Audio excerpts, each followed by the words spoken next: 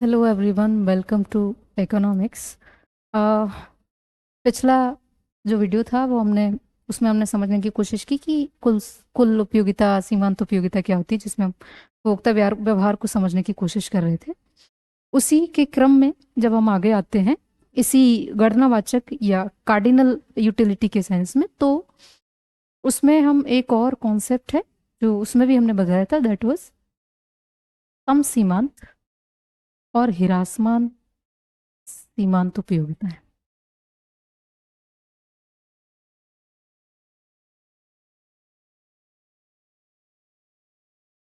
ह्रासमान सीमांत उपयोगिता,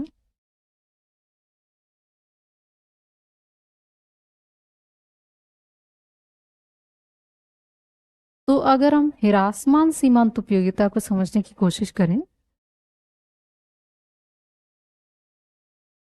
अच्छा, सम सीमांत उपयोगिता हो या ह्रासमान सीमांत उपयोगिता हो, ये क्योंकि गणनावाचक उपयोगिता के आधार पर हैं, तो इन दोनों स्थितियों में हम किसी भी व्यक्ति के संतुष्टि के स्तर को या उपयोगिता जो उसे प्राप्त हुई है उसके स्तर को यूटिल्स में, इकाइयों में माप सकते हैं।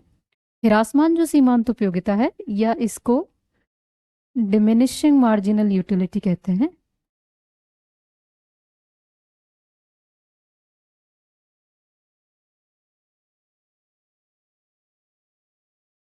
ये ह्रासमान सीमांत उपयोगिता का मतलब ये है कि जैसे जैसे आप किसी वस्तु की एक अन्य वस्तुओं का उपभोग अगर इससे रखा जाए, जाहिर है इसके लिए कुछ पर्टिकुलर मान्यताएं हैं, क्योंकि हम इस तरह की दुनिया में, इस तरह के सिस्टम में कि एक टाइम पे बहुत सारी चीजें बदलती रहती हैं। तो जब हम एक चीज को समझना चाह रहे हैं, एक एक वेरिएबल का या एक इकाई में, एक उपयोगिता में परिवर्तन को समझना चाह रहे हैं, तो इसके लिए हमें दूसरी चीजें कुछ देर के लिए देखनी बंद कर देनी होगी। तो जब हम ये देखते हैं कि ह्रासमान सीमांत उपयोगिता का नियम, जो कि बहुत महत्वपूर्ण नियम है, उसमें अन्य वस्तुओं के उपभोग को स्थिर रख दिया जाए, तो एक वस्तु को उसकी एक अतिरिक्त इकाई जब आप उपभोग में बढ़ाते जाते हैं, तो उसकी वजह से आपको जो उपयोगिता प्राप्त होती है, वो एक अतिरिक्त इकाई बढ़ाते बढ़ाते उपयोगिता क्या होती जाती है, कम होती चली जाती है, और एक पॉइंट पर क्या हो जाती है, वो जीरो हो जाती है। और उसके बाद आपको ऋणात्मक उपयोगिता, उससे ऋणात्मक सीमांत उपयोगिता प्राप्त होने लगती है, जिसे ह्रासमान सीमांत उपयोगिता का नियम कहते हैं। जैसे इसे हमने सीमांत उपयोगिता के तौर पर पहले पिछली वीडियो में पढ़ लिया था, इसीलिए इसके लिए हम दोबारा इस तरह का ग्राफ, नॉर्मली अगर हम इसे बनाने की कोशिश करें, तो इसका जो ग्राफ बनेगा वो ये है।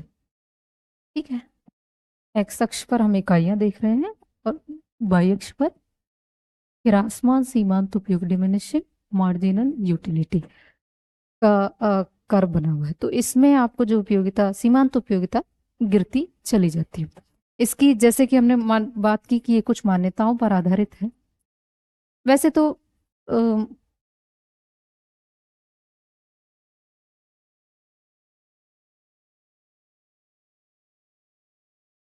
मान्यताओं के लिए जरूरी है कि गणनावाचक उपयोगिता हो या किसी तरह की हम इकोनॉमिक एक्टिविटी को यहाँ पढ़ने या समझने की कोशिश करते हैं, उसके लिए हम ये पहली मान्यता मान के चलते हैं कि किसी भी व्यक्ति को जो कि इनका उपभोग कर रहा है, वस्तुओं का, सेवाओं का, इकाइयों का, उसका विवेकपूर्ण होना जरूरी है। मतलब कि जब वो निर्णय इस तरीके के ले रहा है, या वो जब अपनी संतुष्टि को मापने की कोशिश कर रहा है, तो वो ठीक ठाक समझदारी से अपने निर्णय ले रहा है। तो और दूसरा ये कि क्योंकि हम एक ही किसी इकाई, मान ले कोई वस्तु है, किसी उसकी इकाइयां यहाँ दी हुई हैं, और वो वस्तु की जो इकाई है उनका क्रम, मतलब ऐसे नहीं कि आपने, अब मान ले वो वस्तु अगर आम है, पिछले ही एग्जाम्पल को लेते हुए, तो ऐसा नहीं कि एक आम आपने सुबह में खाया है, एक शाम में खाया है, एक अगले दिन में खाया है, तो उससे प्राप्त होने वाली उपयोगिताएं अलग अलग हो सकती हैं। ये भी पॉसिबिलिटी है कि सुबह आपने आम खाया, तब आपकी यूटिलिटी, मान लो अगर आप माप सकते हैं, तो 15 यूटिल्स के बराबर है। शाम में जो आम खाया उससे हो सकता है 20 यूटिल्स के बराबर हो। तो उससे जो यूटिलिटीज हैं वो पहले से ज्यादा हो गई, क्योंकि उनके बीच में होने वाला गैप भी टाइम का ज्यादा हो गया। तो इसके लिए बहुत जरूरी है कि आपका जो जो वस्तु आप उपभोग कर रहे हैं, उससे प्राप्त होने वाला जो जो उपयोगिता है वो एक क्रम में रहनी चाहिए। मतलब आपने अभी एक आम खाया है, फिर दूसरा आम, फिर तीसरा आम, ये आपको एक क्रम में अभी, मतलब जब आप उपयोगिता नाप रहे हैं उस टाइम पीरियड में ही, उस टाइम पॉइंट पे ही देखना है। तो दूसरा ये है कि इनका क्रम जो है वो टूटना नहीं चाहिए, उपयोगिता नापने का जो क्रम है।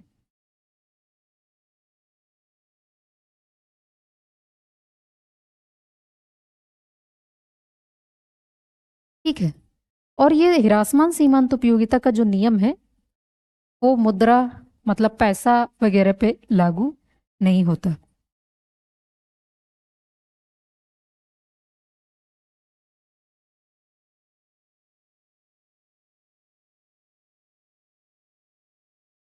लागू नहीं होता क्योंकि आप देखेंगे कि अगर आपको कितनी भी इकाइयां अभी दे दी जाए पैसे की, आपके पास 10,000 रुपए हैं और अभी आपको और 10,000 दे दिए जाते हैं, तो इससे आपकी पैसे के लिए जो उपयोगिता है वो कम होने वाली नहीं है, बल्कि ये बढ़ती जाएगी, है ना। तो इसका मतलब ये मुद्रा पे इस्तेमाल, बाकी वस्तुओं सेवाओं पर ये इस्तेमाल होगा, ये लागू हो सकता है नियम, लेकिन पैसे पर ये नियम लागू नहीं होता क्योंकि उसके लिए हमारी सीमांत उपयोगिता हमेशा बढ़ती जाती है। साथ में जो वस्तु हम उपभोग कर रहे हैं उसके टाइप, उसका स्वाद और उसके उसमें पर्टिकुलर उसी टाइम पे कोई खास चेंज नहीं होना चाहिए। उसकी जो क्वांटिटी है उसमें भी चेंज, जैसे एक आम हमने पहले लिया, दूसरा भी दूसरा आम, ऐसे नहीं कि पहली बार में एक आम दूसरी बार में दो आम, तो उनकी यूटिलिटी, आपको जो मार्जिनल यूटिलिटी है वो आपको अलग मतलब पता चलेगा, संतुष्टि उसकी अलग स्तर की होगी और उसकी इकाई कम ज्यादा हो सकती है। इसीलिए उनकी हर अगली इकाई बराबर होनी चाहिए। और इसके अलावा जो उपभोक्ता है उसकी आय, रुचि और फैशन में उस पर्टिकुलर टाइम पीरियड में कोई चेंज नहीं होना चाहिए। तब हम अगर इस नियम को देखते हैं तो ये नियम काम करता है कि हमारी जो वस्तुएं हैं जिनका हम उपभोग कर रहे हैं उनकी एक अतिरिक्त इकाई लेने पर उसकी उपयोगिता आपके लिए कम होती चली जाती है। ये ह्रासमान सीमांत उपयोगिता का नियम है। अगर आप देखें जो अपना मांग का नियम है, जैसे मांग वक्र अगर देखा जाएगा, तो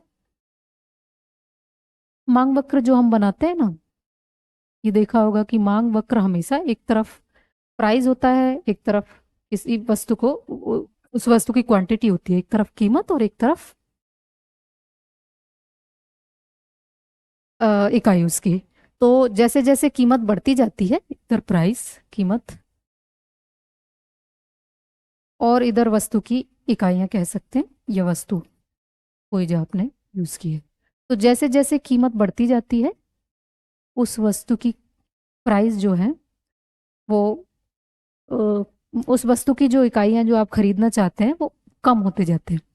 मतलब मांग बेसिकली जो चीज है वो ये है कि एक गिवन कंडीशन में, गिवन उसमें प्राइस अगर दिए गए हों तो उस स्थिति में यदि आप कोई वस्तु खरीदना चाहते हैं तो वो आपकी मांग है। और मांग और कीमत का संबंध हमेशा एक दूसरे के विपरीत होता है। बढ़ती, अगर उसकी कीमत बढ़ती है तो उसकी मांग गिरती जाती है। ये इस ह्रासमान सीमांत उपयोगिता के आधार पर हम देख सकते हैं कि जैसे जैसे जैसे हमने ये देखा ना कि ह्रासमान सीमांत उपयोगिता में आप देखेंगे कि जैसे जैसे किसी उसकी, यहाँ इसमें, अब अगर हम इसे पैसे या मुद्रा के टर्म में समझने की कोशिश करें तो अगर हम किसी वस्तु के लिए प्राइस दे रहे हैं, किसी वस्तु को खरीदने के लिए पैसा दे रहे हैं, एक तरफ हमारी इकाइयां हैं जो हम खरीद रहे हैं, दूसरी तरफ उसके लिए दिया गया पैसा है। इकाइयां जो खरीदी गई हैं और पैसा जो दिया गया है, इन दोनों के बीच में ट्रेड ऑफ होता है। इन दोनों के बीच में, जैसे अगर आप पैसा किसी को देंगे तो उससे आपको ऋणात्मक उपयोगिता प्राप्त होगी, और जो पैसा आप किसी से, मतलब जो इकाई आपको प्राप्त हो रही है, जो संसाधन, जो वस्तु आपको प्राप्त हो रही है, उससे आपको धनात्मक उपयोगिता प्राप्त होगी। तो उनके बीच में जो संबंध है वो हमेशा उल्टा रहने वाला है। तो अगर हम इसे समझे कि वस्तु जो आपकी पहली वस्तु के लिए आप जो एक वस्तु अगर आपने मान लो खरीदी है, तो एक वस्तु के लिए आपका जो प्राइस देने का मन करेगा वो ज्यादा होगा, जाहिर है। लेकिन जैसे जैसे आप उसी वस्तु को, उसी वस्तु की उसी इकाई को और खरीदते जाएंगे, तो उसके लिए आपने मान लो एक शर्ट खरीदी, उसी तरह की दूसरी शर्ट अगर आपने खरीदनी है तो पहले वो शर्ट 300 में आप खरीद सकते थे, लेकिन अब अगली बार आप 300 रुपये उस शर्ट को खरीदने के लिए नहीं देंगे। है ना। इसी तरीके से अगर तीसरी शर्ट है तो उसके लिए मान ले दूसरी शर्ट के लिए आप 250 पे आ जाते हैं, तो तीसरी शर्ट के लिए आप 200 देंगे, 250 के लिए भी राजी नहीं होंगे। तो इसका मतलब यह है कि जैसे जैसे वस्तु आपको अवेलेबल होती जाएगी वैसे वैसे उसकी कीमत आपकी नज़रों में, मतलब आपके उसकी कीमत आपकी संतुष्टि के स्तर के हिसाब से गिरती चली जाती है। और यही बेसिकली मांग के नियम में होता है। तो मांग का नियम जो है वो क्या है कि जैसे जैसे प्राइस बढ़ते हैं वैसे वैसे वस्तु की मांग कम होती जाती है।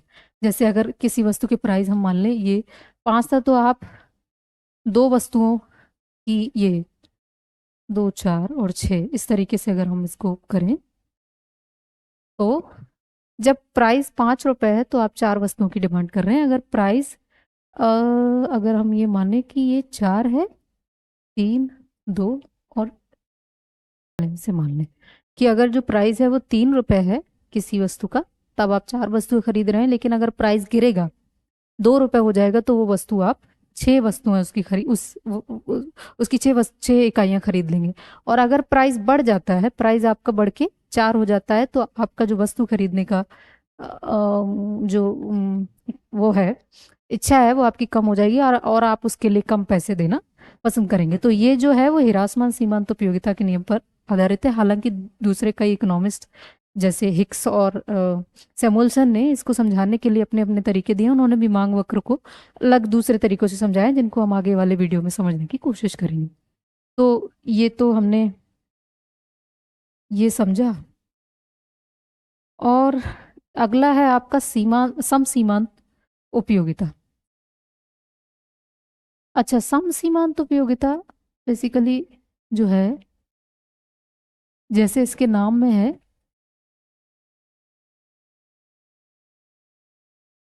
इसको अगर आप अंग्रेजी में लिखेंगे तो इक्यू मार्जिनल यूटिलिटी कहते हैं।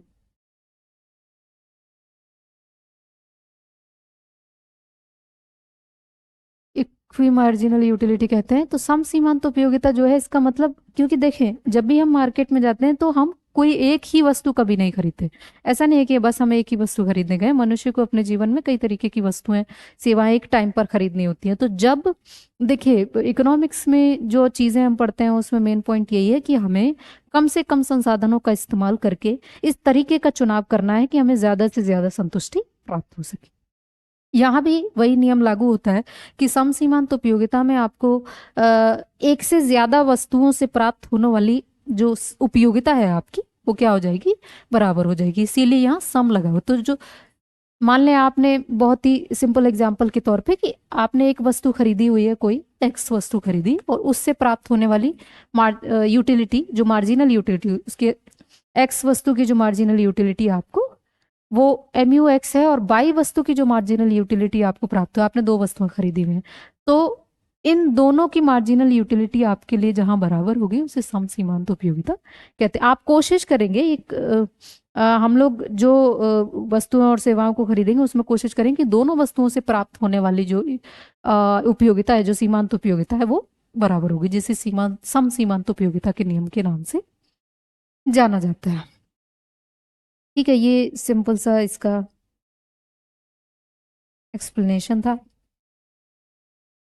बाकी इसी तरीके से एक और कॉन्सेप्ट है जिसको हम, अच्छा, इसको कई वस्तुओं में अगर हम समझने की कोशिश करें तो जो पैसा हम खर्च कर रहे हैं, मान लो हमने X1 वस्तु है, तो अगर हम इसे मुद्रा के टर्म में देखो, मुद्रा की जो यूटिलिटी अगर हमने मान ली कि हमारे लिए इसकी यूटिलिटी M है, तो इसका जो इससे जो यूटिलिटी हमको प्राप्त होगी और इसका जो खर्चा हम सारी दूसरी इकाइयां खरीदने में बांटेंगे, तो हमें क्या होना चाहिए, सबसे प्राप्त होने वाली जो यूटिलिटी है इस पर मान लें हमने P1 कीमत पर खरीदा हुआ है, P2 कीमत पर, और इस तरीके से ये और भी आगे जा सकता है ना, P3 कीमत पे। और ये जो इकाई है, मतलब अगर ये आपस में इस तरीके से सीमांत सम सीमांत उपयोगिता में बराबर, एक से ज्यादा अगर इकाइयां हैं तो ये दो इकाइयों के लिए और ये एक से ज्यादा इकाइयों के लिए हमने इसे समझा। अगला जो हमारा अ, सिद्धांत या कह सकते हैं एक और पॉइंट हो सकता है जो गणनावाचक इस पे उपयोगिता के मापन पर निर्धारित है, मापन पर बेस्ड है, वो है उपभोक्ता अतिरेक, जिसको हम कंज्यूमर सरप्लस कहते हैं।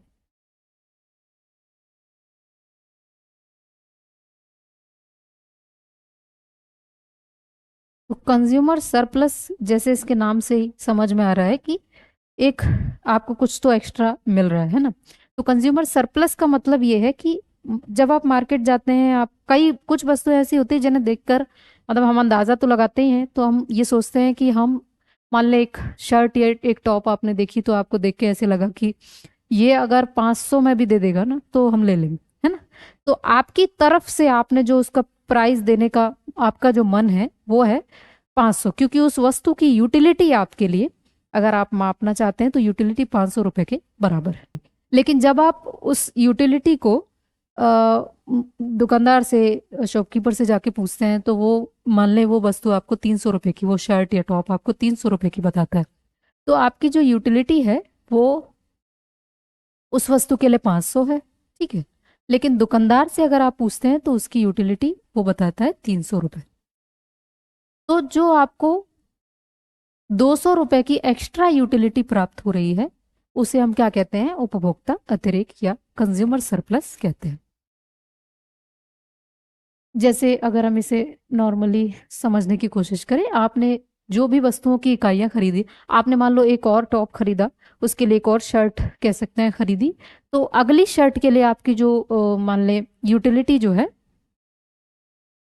अगर हम इसको एक से अधिक इकाइयों में बांटने की कोशिश करते हैं, सॉरी, एक से अधिक इकाइयों में बांटने की कोशिश करते हैं, तो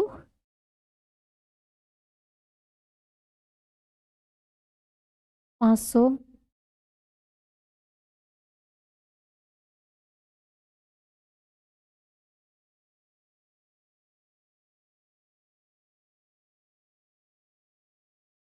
इसके प्राइस आपको मान ले 300 300 ही है हर बार, और इस प्राइस पर आप इसकी पहली इकाई के लिए 500 रुपये देने को तैयार है, अगली इकाई के लिए 450 रुपये देने को तैयार है, उससे अगली इकाई के लिए 400 रुपये देने को तैयार है, और फिर उससे अगली इकाई के लिए आप 300 ही रुपये देने को तैयार है। इन सभी इकाइयों से जो आपको अतिरेक प्राप्त हो रहा है, जो आपको सरप्लस प्राप्त हो रहा है, वो कितना है?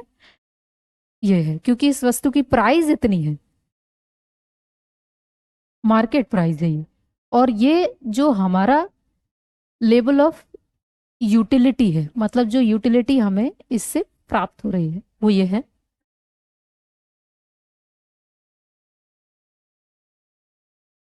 इसका मतलब कि अगली जो शुरुआत की 3 इकाइयां हैं, उनसे हमको कंज्यूमर सरप्लस प्राप्त हो रहा है। तो अगर ये हमारा प्राइस लाइन हो गया, तो अगर हम इसको मापने की कोशिश करें, प्राइस लाइन अगर हमारा 300 है,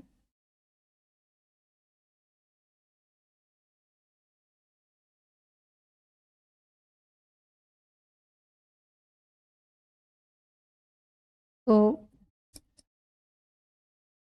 इससे ऊपर इससे ऊपर आपको जो भी प्राप्त होगा वो क्या हो जाएगा? आपका कंज्यूमर सरप्लस हो जाएगा। तो पहली वस्तु के लिए मान लो आपको 500 के बराबर यूटिलिटी है, जबकि आपको इतना ही प्राइस दुकानदार को पे करना है। दूसरी के लिए इतनी यूटिलिटी है, पहली वस्तु दूसरी वस्तु, ये वस्तु की इकाइयां हैं, एक्स एक्सिस, और यहाँ आपको जो प्राइस पे करना पड़ रहा है, जो उपयोगिता प्राप्त हो रही है, वो है। तो तीसरी वस्तु से जो उपयोगिता प्राप्त हो रही है वो 400 के बराबर है, और फिर अगली से आपको कोई एक्स्ट्रा उपयोगिता प्राप्त नहीं। तो ये जो सेक्शन है आपका, ये आपको बताता है कि इतना जो आपको ये जो प्राप्त हो रहा है, ये क्या है? आपका उपभोक्ता अतिरिक्त है या कंज्यूमर सरप्लस है। तो ये जो कुछ टॉपिक थे जिनके बारे में आज हमने बात की। अब इसके अलावा अब इसके आगे का जो पॉइंट रहता है वो है ऑर्डिनल यूटिलिटी, जिसको हम क्रमवाचक उपयोगिता कहते हैं, जिसमें प्रोफेसर हिक्स जो है उन्होंने, क्योंकि कुछ अर्थशास्त्रियों का मानना था कि उपयोगिता को इस तरीके से मापा नहीं जा सकता, क्योंकि नंबर देना उपयोगिता को बहुत कठिन होता है, इसीलिए बहुत ज़रूरी है कि हम क्या करें, हम मतलब हम एज ए ह्यूमन ये कर सकते हैं कि हम ये बता सकते हैं कि ये चीज़ हमको ज़्यादा पसंद है, ये चीज़ हमको कम पसंद है, लेकिन ये नहीं बता सकते कि इससे प्राप्त होने वाली जो उपयोगिता है वो इतनी ज़्यादा है। जैसे दूध का बता सकते हैं ये इतने लीटर है, या दूरी का बता सकते हैं ये इतना किलोमीटर है, वैसे उपयोगिता को नहीं बता सकते। जैसे प्रोफेसर एक्स और दूसरे अर्थशास्त्री मानते हैं, तो उन्होंने क्रमवाचक उपयोगिता का सिद्धांत दिया, जिसे हम अगले वीडियो में समझने और पढ़ने की कोशिश करेंगे। आज के लिए बस इतना ही। ध्यान रखें अपना, बहुत शुक्रिया, मिलते हैं अगले वीडियो में।